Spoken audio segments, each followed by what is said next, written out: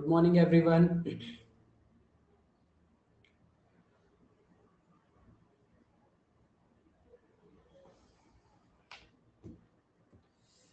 चलिए, so last class में हमने एवरेज एटॉमिक मास कंप्लीट किया था. Today we will finish average molecular mass.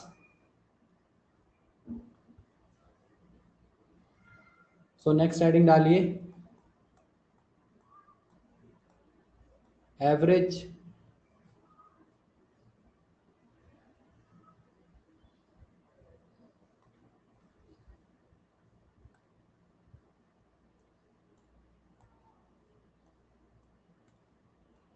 Average molecular mass. Average molecular mass. Next heading,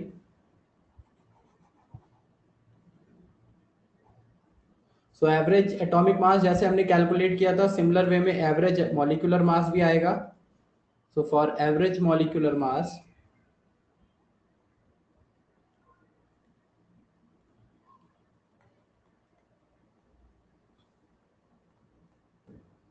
for average molecular mass, formula will be total mass divided by total number of moles. Total mass divided by total number of moles. So average molecular mass is equal to total mass divided by total number of moles.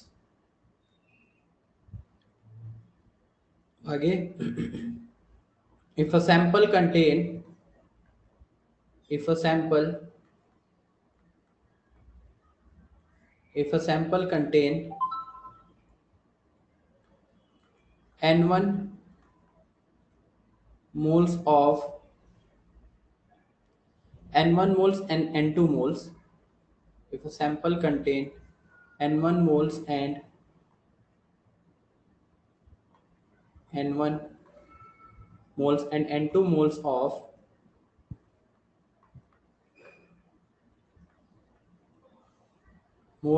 molecular mass m1 and m2 respectively,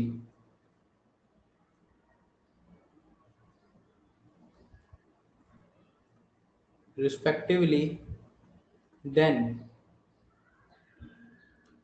तो sample में n1 moles and n2 moles है molecular mass m1 and m2 के. तो ये हम दिखा दे रहे हैं एक sample.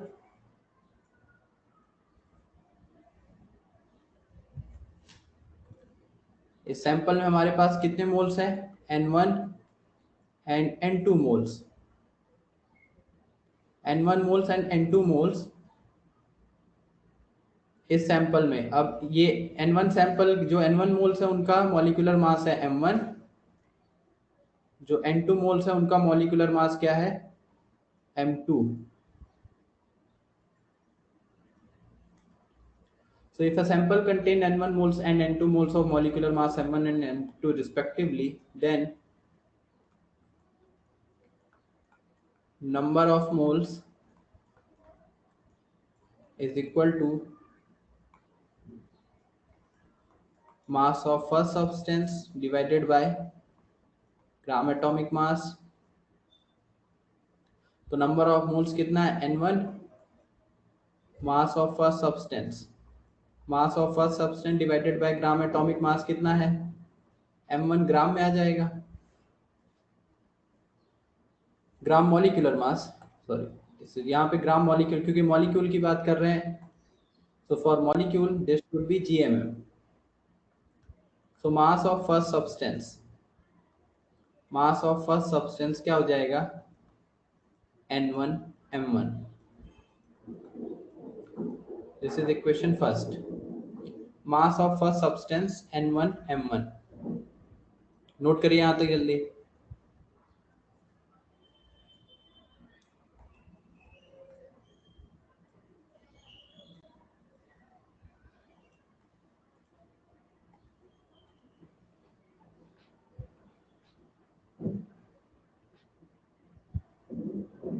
So mass of first substance is equal to n1 m1.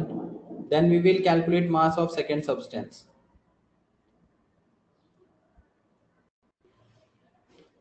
Similar way में number of moles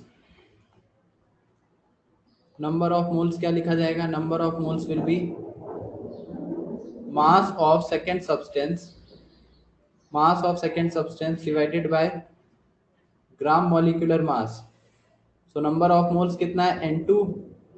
mass of second substance calculate करना है डिवाइडेड बाय जीएमएम. जीएमएम कितना है?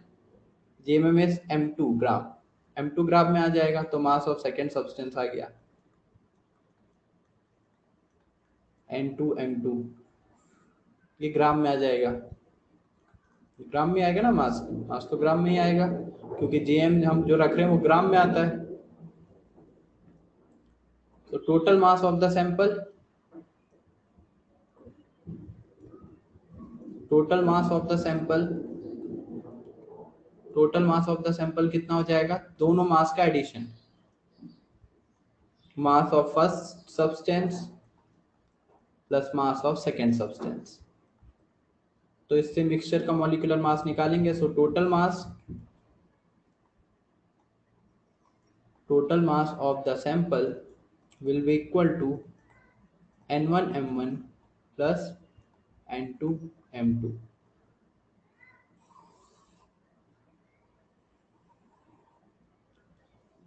टोटल मास आ गया. अब हमारे पास जो फॉर्मूला उस फॉर्मूले में रखिए. सो एवरेज मॉलिक्यूलर मास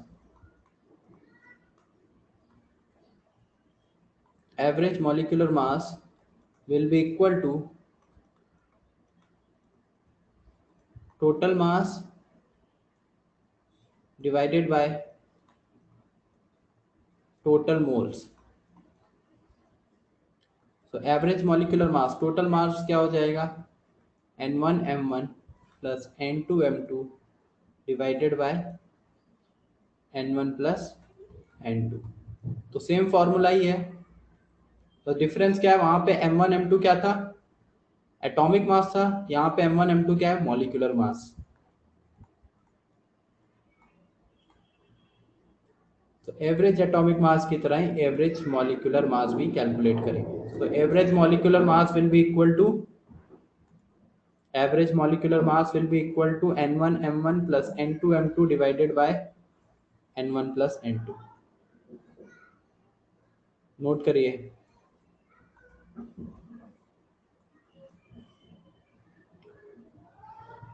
फर्स्ट इक्वेशन n1 m1 थी ना, लास्ट स्लाइड में बनाया तो था.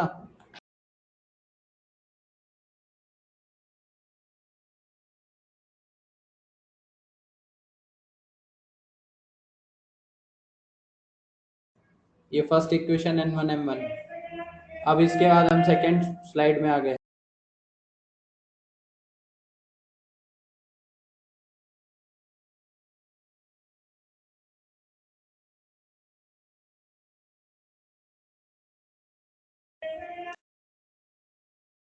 Noted everyone? चलिए तो अब इसके एग्जांपल करते हैं. क्वेश्चन लिखिए.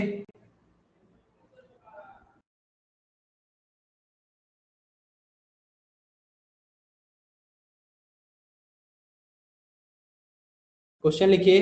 एयर कंटेन्स लिखो. Air contain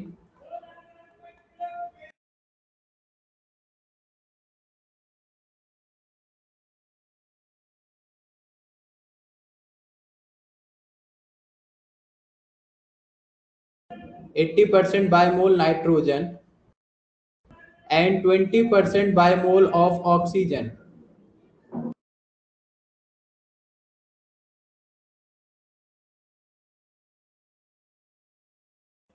So air contain 80% by mole nitrogen and 20% by mole of oxygen.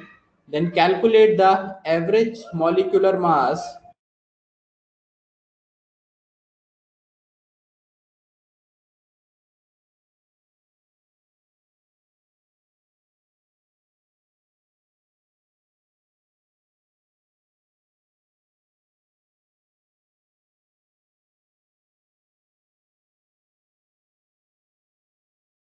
Average molecular mass of air,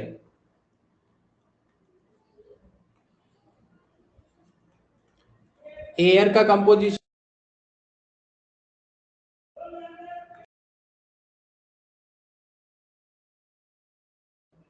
air का कंपोजिशन, एयर में क्या होता है, एयर में हम जनरली दिखाते हैं कि जो हमारी नाइट्रोजन होती है वो 78% होती है, ऑक्सीजन जो होती है वो कितना होता है, ऑक्सीजन 21% एंड बाकी गैसेस 1% में प्रेजेंट होती है ना। बट हम यहाँ पे ऑन एवरेज ले रहे हैं क्योंकि बाकी गैसेस का अमाउंट बहुत कम होता है एयर में, तो 80% सीधा नाइट्रोजन ले लिया है एंड 20% बाय मोल ऑक्सीजन ले लिया। तो यहाँ से average molecular mass of air calculate करना है।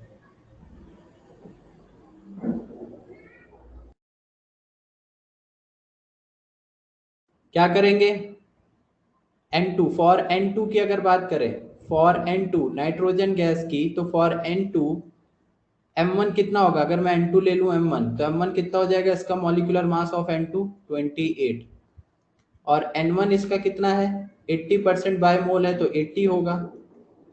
Similarly for oxygen, for O2 के अगर हम बात करेंगे O2 के रिस्पेक्ट में, तो O2 के लिए M2 कितना आ जाएगा, M2 will be 32 and N2 will be equal to, N2 कितना है इसका 20।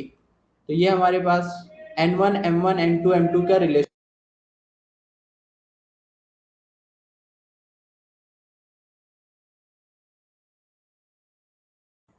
तो अब यहां से अगर मुझे एवरेज मॉलिक्यूलर मास निकालना है, तो average molecular mass of air,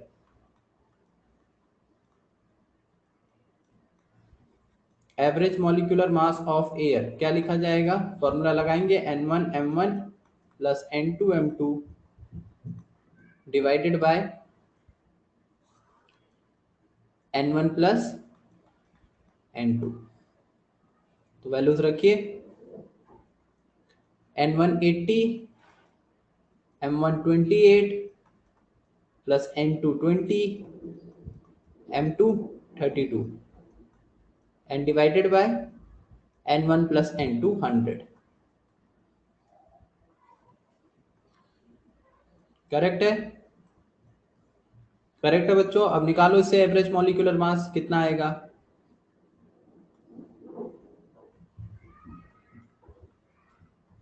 average molecular mass of air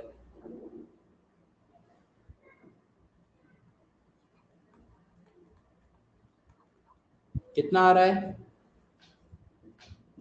28.8, multiply कर लेना और उसको 100 से डिवाइड कर लेना, दोनों को मल्टीप्लाई करके ऐड करके 100 से डिवाइड करेंगे तो ऑलमोस्ट देखिए इतना आ रहा है 28.8 के अराउंड।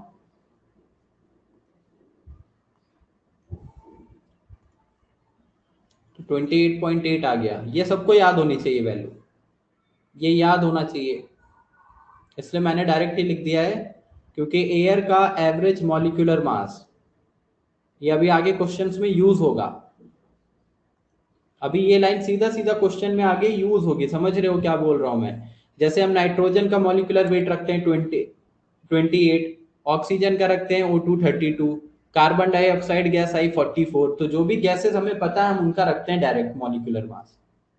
लेकिन अगर क्वेश्चन में बोल दिया गया है कि एयर है, तो एयर तो कई गैसेस का मिक्सचर होता है, एयर में नाइट्रोजन है, ऑक्सीजन है, बाकी गैसेस प्रेजेंट है, तो जब एयर की बात की जाएगी तो उसमें मॉलिक्यूलर मास उसका रखा जाएगा 28.8, जो कि एवरेज मॉलिक्यूलर मास होता है। ये वैल्यू याद हो जानी चाहिए सबको कि एयर का एवरेज मॉलिक्यूलर मास होगा 28.8, क्योंकि आगे क्वेश्चन में यूज होगी ये लाइन, ये सीधा सीधा आपको ये बार बार करने का नीड नहीं है एयर के लिए। अभी ये एयर का मॉलिक्यूलर मास 28.8 कहां से आता है वो आपको समझा दिया, क्लियर है सबको। सो average molecular mass of air will be 28.8। जहां भी दो या दो से ज्यादा गैसेस होंगी या मिक्सचर है कंपाउंड्स का या मॉलिक्यूल्स का, वहां पे आपको एवरेज कैलकुलेट करना होगा। चलिए नेक्स्ट, अगला क्वेश्चन लिखिए, calculate the average molecular mass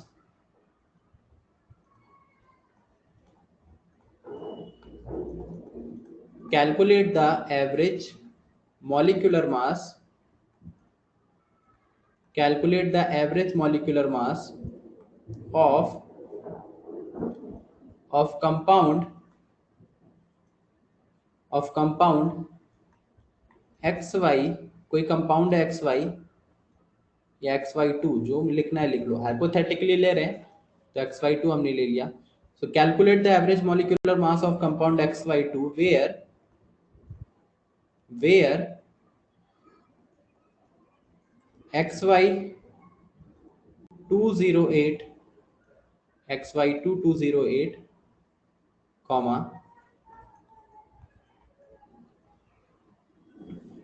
average molecular mass of the compound का नहीं, रुकिए एक मिनट,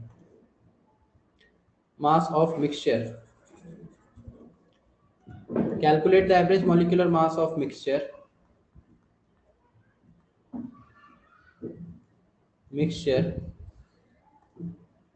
क्योंकि डिफरेंट कंपाउंड्स प्रेजेंट होंगे उस मिक्सचर में, और ये XY2 हटा दो. क्वेश्चन ये है, calculate the average molecular mass of mixture where XY2 208 then XY 212 and X2Y 216 is present in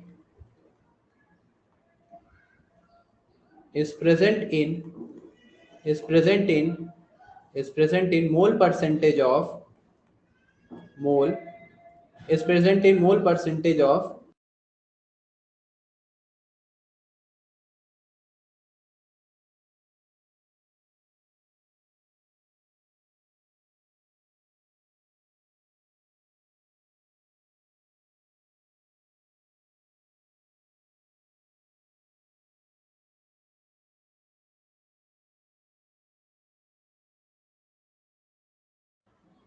तो ये क्वेश्चन है हमारे पास पूरा. क्वेश्चन क्या है, एवरेज मॉलिक्यूलर मास एक मिक्सचर का निकालना है जिसमें ये तीन कंपाउंड हैं और ये तीनों कंपाउंड अलग अलग दिखाए गए हैं. जैसे एक कंपाउंड हमने लिया XY2 और उसका मास ऊपर लिखा हुआ है XY2 का 208, इस पूरे कंपाउंड का ऊपर मास ये लिखा है मैंने, मॉलिक्यूलर मास. XY का मॉलिक्यूलर मास है 212 और दूसरा X2Y इसका मॉलिक्यूलर मास है 216 और ये प्रेजेंट है किस रेशियो में, present in mole ratio of 20 40 and 40. Solve करिए सब लोग, बताइए, फॉर्मूला आपको पता ही है, परसेंटेज मोल रेशियो दिया हुआ है, उनका मॉलिक्यूलर मास दिया है, अभी आपको एवरेज मॉलिक्यूलर मास निकालना है.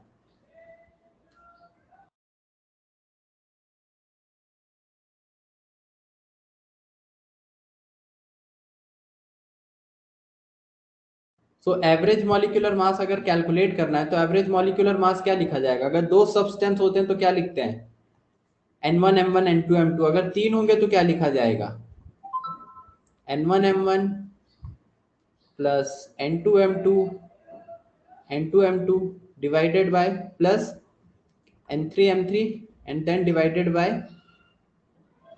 N1 plus N2 plus N3. Total moles, formula तो वही रहेगा ना, total mass divided by total moles. तो टोटल मास रख दिया एंड टोटल मोल्स निकाल लिया, N1 plus N2 plus N3. तो तीन सब्सटेंस है तो फॉर्मूला ये हो जाएगा.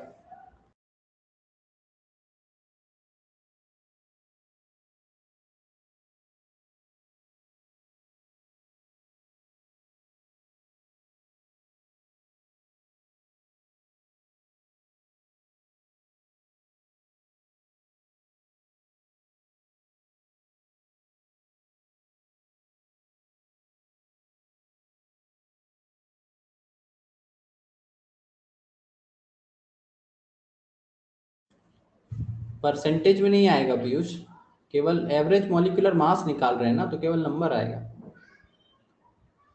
एवरेज मॉलिक्यूलर मास. तो वैल्यूज रखेंगे, N1 20 मोल और उसका M1 कितना है 208, देन N2 40 और उसका molecular weight 212, then plus 40 into 216. सबका नंबर ऑफ मोल्स जो है परसेंटेज में गिवन है, तो N1 N2 N3 आपको पता है.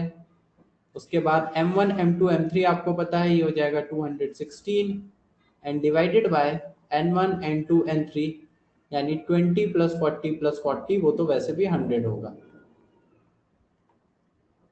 परसेंटेज मोल दिया है तो सीधा ये एडिशन 100 कर देंगे। अब इसको यहां से मल्टीप्लाई करके डिवाइड कर लीजिए 100 से, तो कितना आ रहा आंसर 212.8। सबका ये आ रहा है, चेक कर लीजिए सब लोग। 212.8 ये आंसर एवरेज मॉलिक्यूलर मास। तो ये एक मिक्सचर का एवरेज मॉलिक्यूलर मास है, पूरे मिक्सचर का है। मिक्सचर में तीन चीजें अलग अलग प्रेजेंट है, XY2 है, XY है एंड X2Y है। तीन अलग अलग कंपाउंड्स हैं, तीनों का मॉलिक्यूलर मास भी अलग अलग है। सो पूरे मिक्सचर का जो एवरेज मॉलिक्यूलर मास आएगा वो आएगा 212.8। तो यहां लिख सकते हैं average molecular mass of mixture.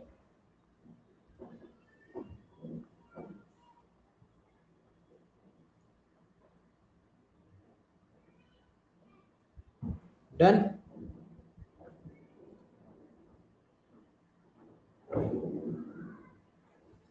Okay, अब रुकिए, एक मिनट में PDF चेक कर लूं आपको जो सेंड की थी।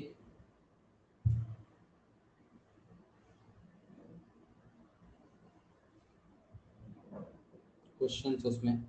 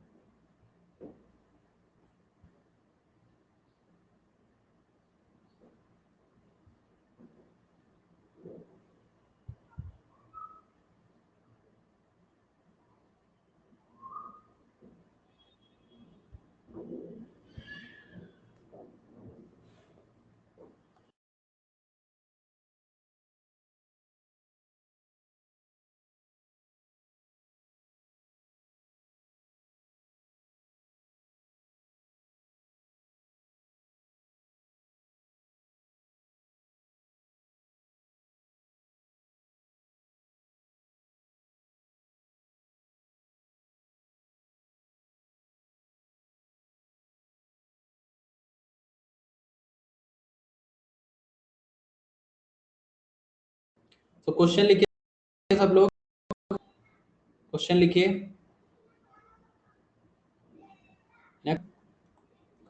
क्वेश्चन लिखिए, मैं बोल रहा हूँ क्वेश्चन। क्वेश्चन है compound, sorry, 3 oxides of nitrogen. Question लिखिए 3 oxides of nitrogen, 3 oxides of nitrogen, 3 oxides of nitrogen, 3 oxides of nitrogen N2O, N2O, NO2, NO2 and N2O3। So 3 oxides of nitrogen N2O, NO2 and N2O3 are mixed in 3 oxides of nitrogen N2O, NO2 and N2O3 mixed in a molar ratio of 3 oxides of nitrogen this are mixed in a molar ratio of 3:2:1,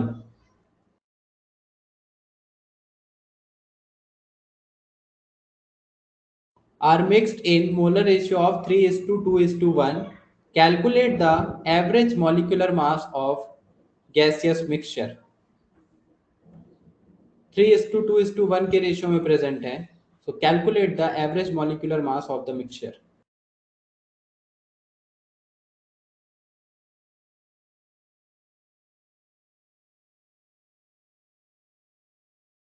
करिए, बताइए answer क्या आ रहा है। 3 oxides है nitrogen के, उनका molar ratio जो दिया हुआ है वो आपको पता है, मोलर रेशियो जिसमें उनको मिक्स किया गया है।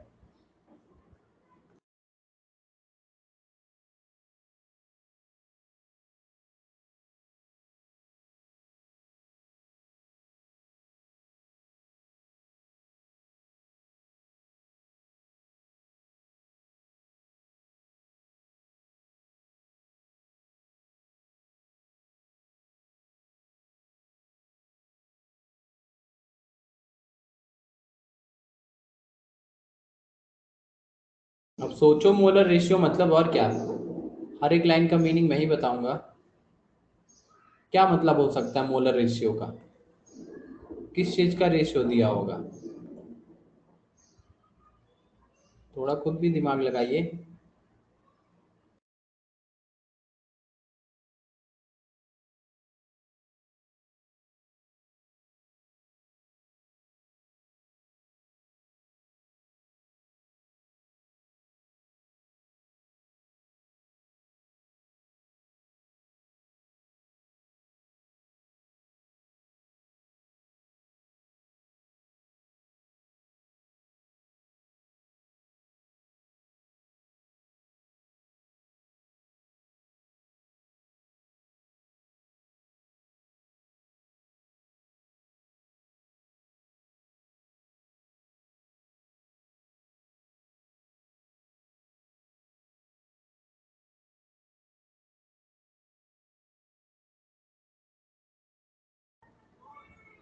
क्या आंसर है तन्वी, 50?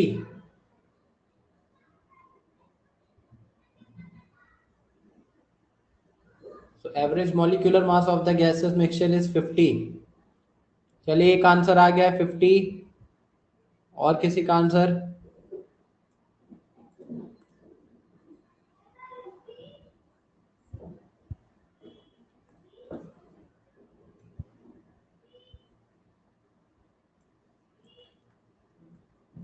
तो आपके पास है N2O, NO, NO2 and N2O3।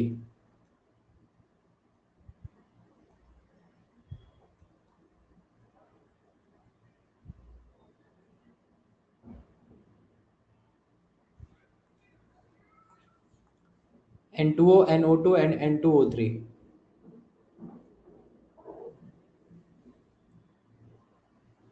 Shravani आपका भी 50 आ रहा है। चलिए दो का आंसर आया, और किसी का?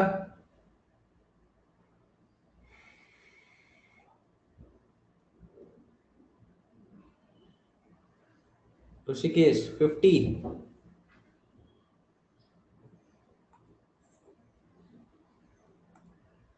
सबका 50 आ रहा है, ठीक है। चलिए अभी जिसका आंसर नहीं आया, आप देखो इधर, N1 M2। मोलर रेशियो का मीनिंग नहीं समझ में आ रहा है, एक वर्ड चेंज करने पे क्वेश्चन नहीं हो पा रहा है। मोलर रेशियो मतलब मोल का रेशियो, और क्या, सिंपल है। उनके मोल का रेशियो दिया हुआ है कि वो जो मिक्सचर में प्रेजेंट है उसमें उनके मोल का रेशियो क्या है, मोलर रेशियो, मोल का रेशियो।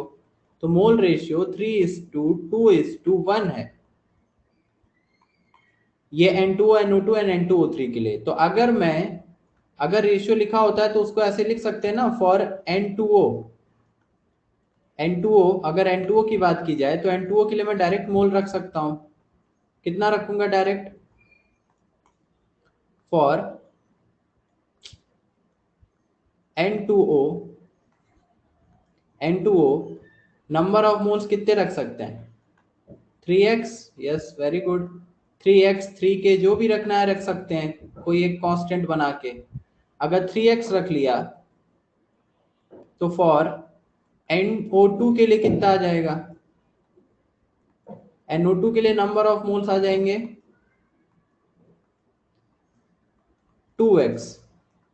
हाँ, ये तो बेसिक है एकदम, ये तो पढ़ते ही हम 9th-10th में, इतना तो रेशियो को कन्वर्ट करना आता ही होगा ना सबको। सो ये N2O3।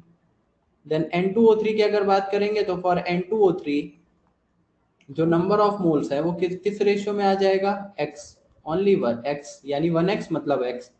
तीनों को अगर डिवाइड कर देंगे तो 3:2:1 का रेशियो आ गया, तो तीनों के नंबर ऑफ मोल्स आ गए। अब बचा तीनों का मॉलिक्यूलर मास M1 M2 3 चाहिए।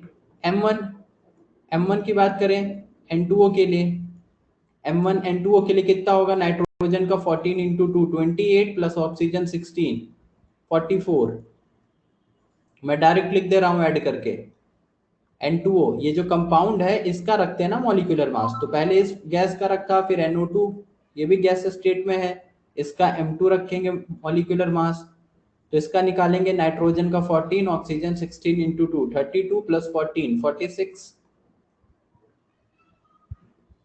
and then third one M3 is N2O3, nitrogen 14 into 2 28, oxygen 16 into 3 48, 48 plus 28 कितना हो जाएगा 76।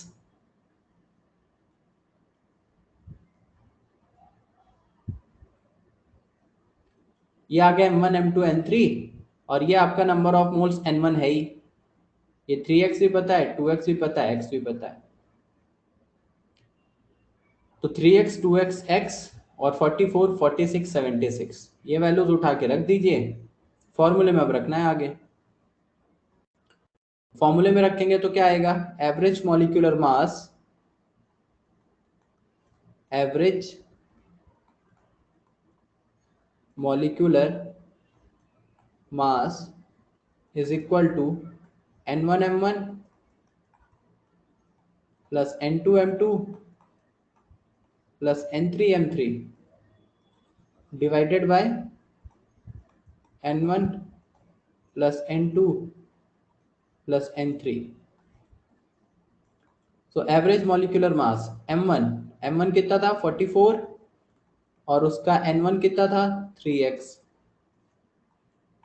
प्लस M2 46, N2 था 2x प्लस N3 था 76 और उसके लिए था x divided by N1 N2 N3 3x 2x and x।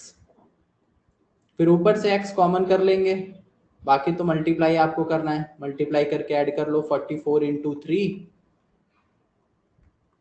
Plus 46 into 2 plus 76। x common कर लिया ऊपर से और नीचे से भी ऐड करके 6x, देन x से x कैंसिल आउट, x से x कैंसिल आउट कर दिया। तो अब इनको ऐड कर लीजिए, ये आ गया 132 मल्टीप्लाई करके, देन यहाँ पे 92 और ये 76 डिवाइडेड बाय 6। ऐड करिए सबको, कितना आ जाएगा 880, then 16 319 0, then 2 300 divided by 6 and then 50। ये आंसर।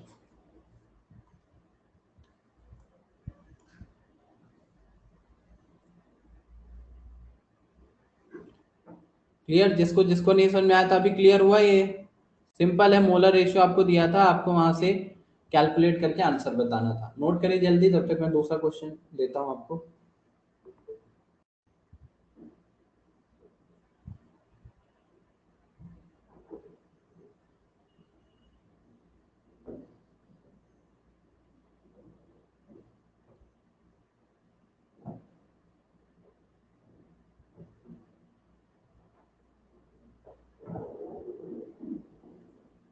नोटेड? चलिए लास्ट स्लाइड नोट नहीं कर पाए, नोट करो।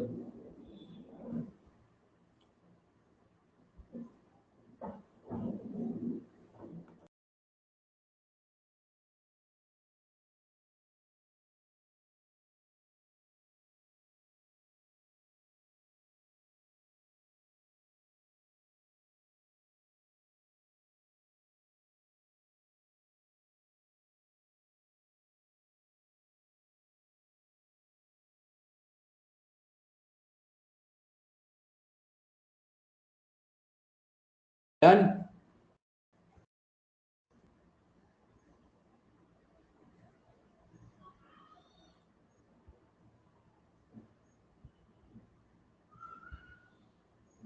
चलिए नेक्स्ट क्वेश्चन है, नेक्स्ट क्वेश्चन आपको दिया है two isotopes of boron, the two isotopes of boron, question लिखिए, two isotopes of boron B10 and B11, two isotopes of boron B10 and B11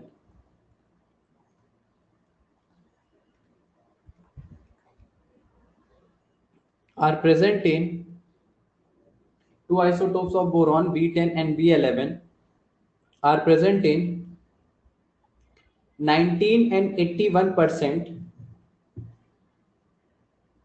are present in 19 and 81 percentage 81 percentage by mole respectively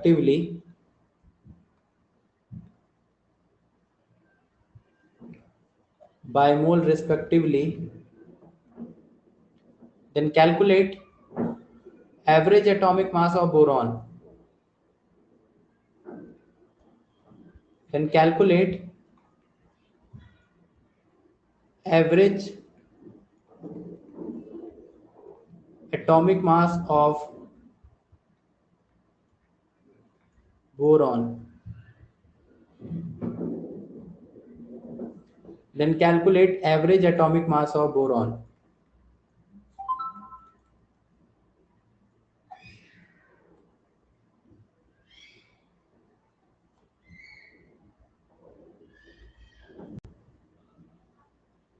बताइए answer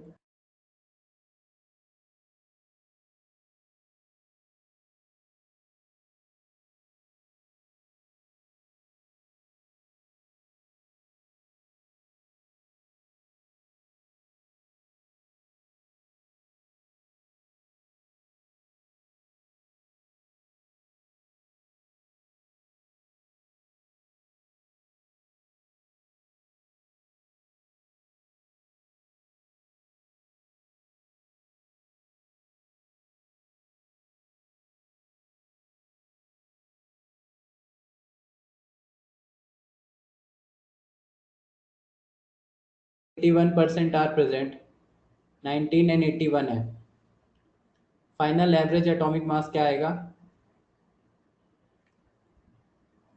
10.81 सबका आ गया very good so अब मैं N1 N2 लिख दे रहा हूँ सीधा N1 आपके पास है 19 M1 हो जाएगा कितना 10 N2 आपके पास कितना है 81 M2 हो जाएगा कितना 11 तो ये आंसर आ गया सबका अब यहाँ से N1 N2 N1 M2 रख के आंसर निकाल लेंगे जो कि सब ऑलमोस्ट सबका सेम ही आ रहा है 10.81 ठीक है चलिए गुड तो ये क्वेश्चन मैं बता नहीं रहा हूँ हो गया ठीक है चलिए अब नेक्स्ट हेडिंग डालिए after average molecular mass empirical and molecular formula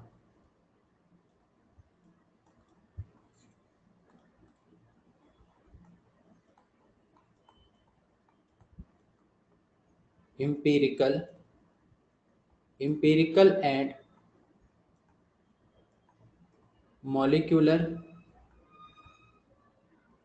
and molecular formula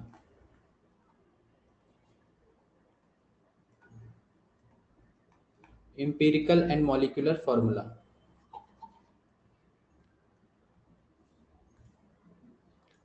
तो यहाँ क्या लिखेंगे empirical formula में हाँ empirical ही तो लिखा है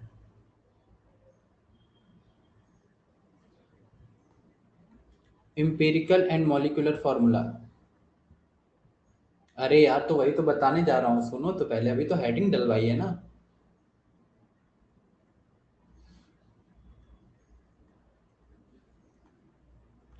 सो empirical formula क्या है लिखिए इसमें empirical formula हेडिंग डाल के लिखिए इसमें definition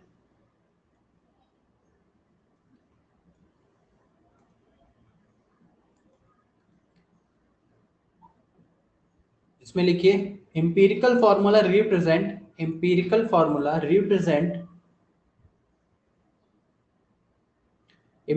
formula represent the ratio of empirical formula represent the ratio of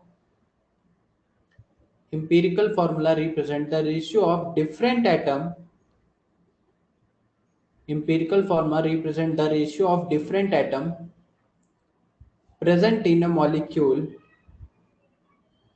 ratio of different atoms present in a molecule or compounds empirical formula represent the ratio of a different number of atoms present in a molecule or compound. Second, molecular formula. Molecular formula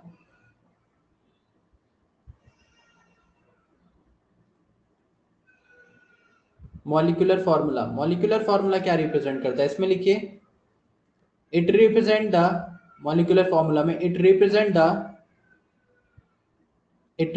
the exact number of atoms. It represent the exact number of atoms. It represent the exact number of atoms present in a. It represent the exact number of atoms present in a molecule or compound. It represent the exact number of different atoms present in a molecule or compound. Different number of atoms present in a molecule or compound.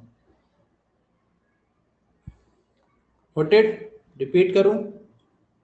Molecular formula represent the exact number of different atoms present in a molecule or compound.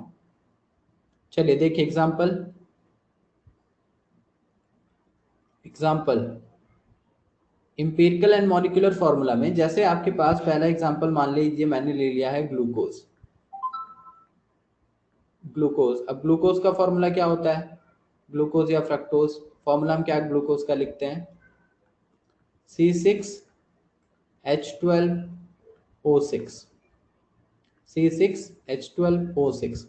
तो ये क्या है, ये इसका molecular formula है. ये इसको molecular formula बोलेंगे ग्लूकोज का. क्यों? क्योंकि मॉलिक्यूलर फॉर्मूला डेफिनेशन क्या लिखा है, मॉलिक्यूलर फॉर्मूला आपको बताता है exact number of atoms, different atoms present in a molecule. तो इस मॉलिक्यूलर फॉर्मूला से हमें ये समझ में आ रहा है कि कार्बन के कितने एटम होंगे, 6 एटम. जब एक मॉलिक्यूल होगा ग्लूकोज का, तो उसमें कार्बन के कितने एटम होंगे 6, हाइड्रोजन के कितने एटम होंगे 12, ऑक्सीजन के कितने होंगे 6. तो जिस फॉर्मूला को देख के हम एग्जैक्ट नंबर बता पाए कि डिफरेंट एटम के कितने एग्जैक्ट नंबर हैं, जैसे कार्बन के 6, हाइड्रोजन के 12, ऑक्सीजन के 6, तो हम एग्जैक्ट नंबर बता सकते हैं कि एक मॉलिक्यूल में कितने एटम है. उस फॉर्मूला को हम बोलेंगे मॉलिक्यूलर फॉर्मूला. अगर इसके इंपिरिकल फॉर्मूला की बात की जाए तो देखिए इंपिरिकल फॉर्मूला में हमने डेफिनेशन क्या लिखी है, इंपिरिकल फॉर्मूला में डेफिनेशन क्या लिखी है हमने, इंपिरिकल फॉर्मूला में डेफिनेशन लिखा है हमने कि it represent the ratio of different atoms present in a molecule. Empirical formula so ये रेशियो को बताएगा जो डिफरेंट एटम के रेशियो हैं. अब कार्बन के कितने एटम हैं, सो कार्बन, हाइड्रोजन, ऑक्सीजन, ये एग्जैक्ट नंबर नहीं बताता, ये केवल रेशियो बताता है. तो कार्बन, हाइड्रोजन, ऑक्सीजन का रेशियो, जो एटम्स का रेशियो वो निकालें, तो 6:12:6. 6:12:6 का मतलब कितना हो गया, 1:2:1. 1:2:1 ये आया 1:2:1. तो फॉर्मूला क्या बन जाएगा, सो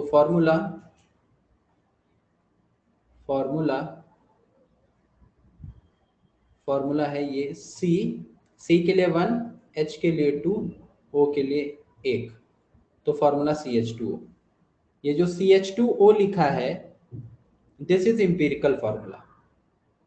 ये एग्जैक्ट नंबर नहीं बता रहा है, ये केवल क्या बता रहा है, रेशियो बता रहा है कि कार्बन का 1, हाइड्रोजन का 2 और ऑक्सीजन 1:2:1 के रेशियो में प्रेजेंट है. किस रेशियो में प्रेजेंट है, 1:2:1 के रेशियो में प्रेजेंट है. तो डेफिनेशन दोनों की ध्यान से पढ़ लीजिए. क्या लिखा है, empirical formula represent the ratio of different atom present in a compound.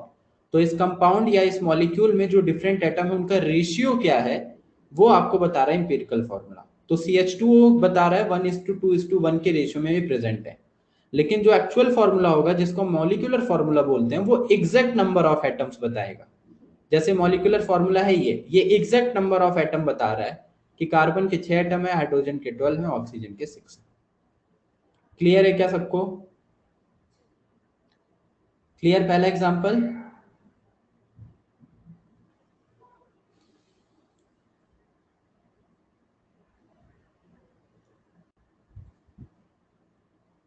Okay, second.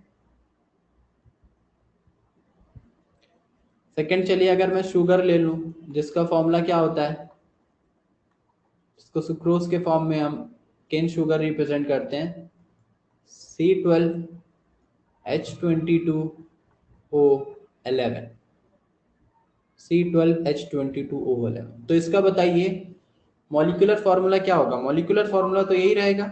इसका इंपीरिकल फार्मूला क्या आएगा, आप लोग बताइए। इंपीरिकल फार्मूला क्या इसका लिखा जाएगा? मॉलिक्यूलर फार्मूला तो इसका यही रहेगा, C12H22O11। What will be its molecular, oh sorry, empirical formula?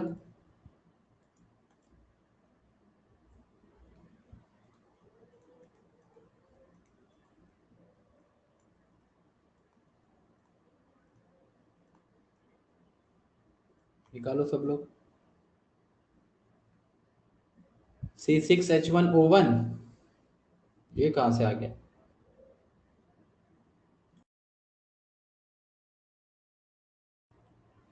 Note करिए, तब निकालिए, तब तक आ रहा हूं मैं, एक मिनट।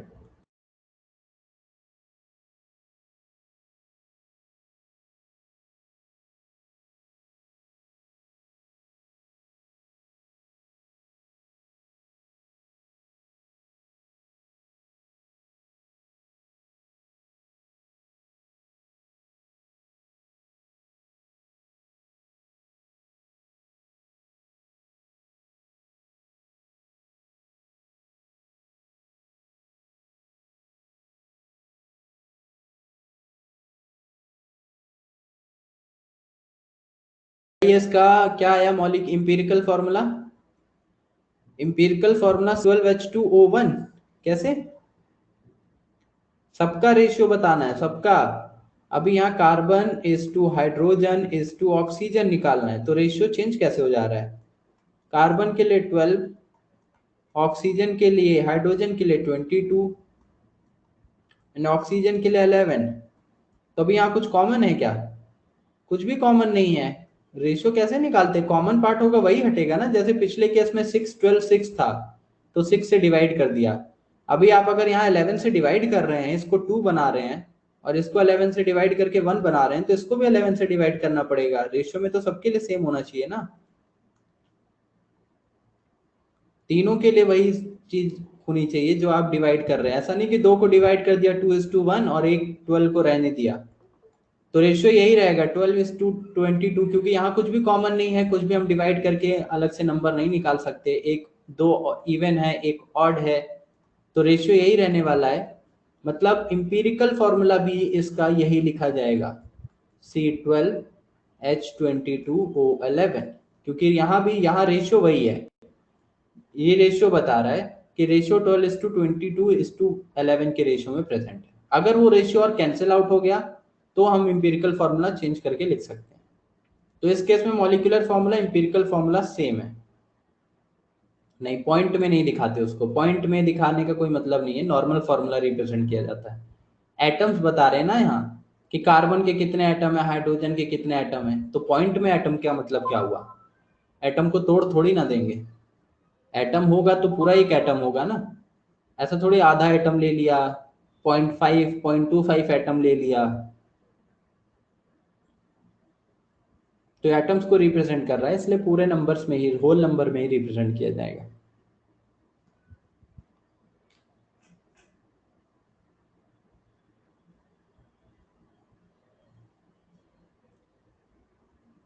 नोटेड?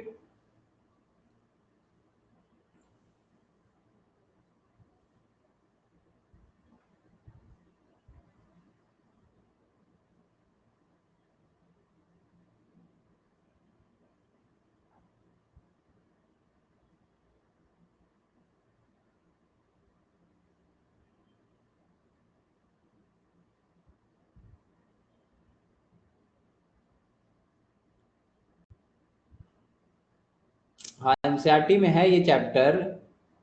पहला चैप्टर जो है some basic concepts of chemistry, उसमें बट बहुत कम दिया हुआ है। Some basic concept of chemistry जो पहला चैप्टर है, मोस्ट है उसमें, लेकिन उतने से काम नहीं होगा, अभी और भी चीजें इसमें पढ़नी पड़ती हैं। चलिए नोट कर लिया, तो नेक्स्ट एग्जांपल,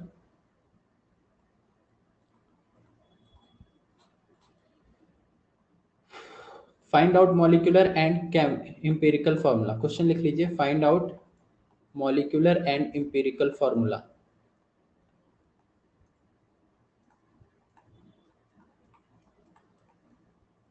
सिंपल चीज है, कोई टफ नहीं है, दो चार एग्जांपल और करा दे रहा हूँ बस।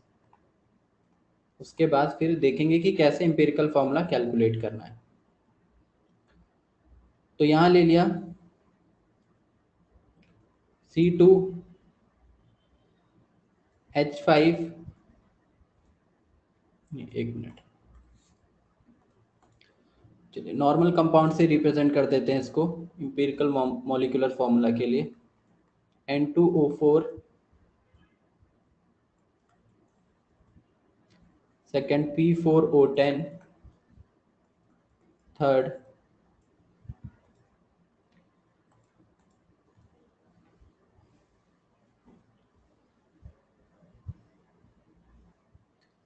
देन ले लो N2O5,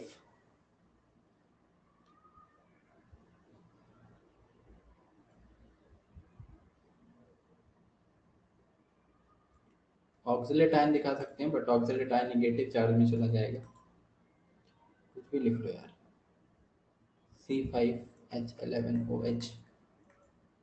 चलिए जल्दी जल्दी आंसर बताइए। मॉलिक्यूलर फार्मूला तो सेम होगा, इंपेरिकल फार्मूला बताइए, फर्स्ट का इंपेरिकल।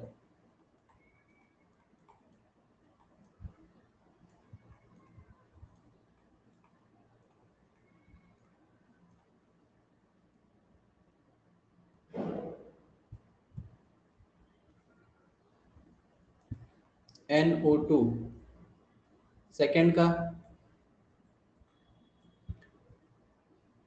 P4O10 है, 2:10, 4:10, तो 2:5 आ जाएगा, तो इंपेरिकल फॉर्मूला P2O5। मैं केवल इंपेरिकल लिख रहा हूँ, मॉलिक्यूलर फॉर्मूला तो सेम ही रहेगा। एंड लास्ट वन का 5, 12 एंड 1, तो हम उसको अगर रेशियो में दिखाते हैं, अगर रेशियो में आप दिखाना चाहते हैं तो इंपेरिकल फॉर्मूला ऐसे भी लिख सकते हैं, टोटल काउंट करके, कार्बन कितना है 5, हाइड्रोजन कितना है टोटल 12, ऑक्सीजन कितना है 1, तो इन तीनों का रेशियो होगा 5:12:1, 5:12:1, तो ये इनका रेशियो प्रेजेंट कर रहा है, नॉर्मल रेशियो।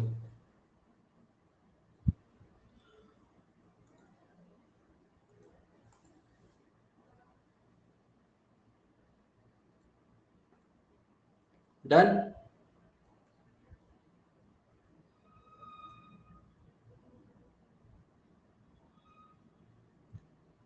चलिए फिर तो अब यहाँ पे क्लास खत्म करते हैं, फिर मैं आपको आज बुकलेट शेयर करता हूँ पहली मोल कंसेप्ट की, उसके एक्सरसाइज बताऊंगा कौन से होमवर्क करने हैं। बुकलेट आप लोग लेके गए हैं ना,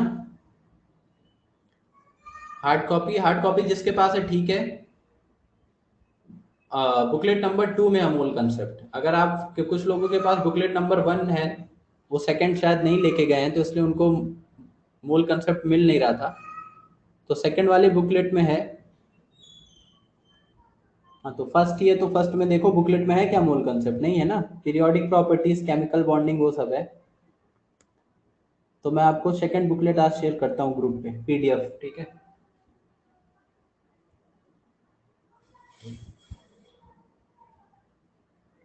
ओके चलिए बाय।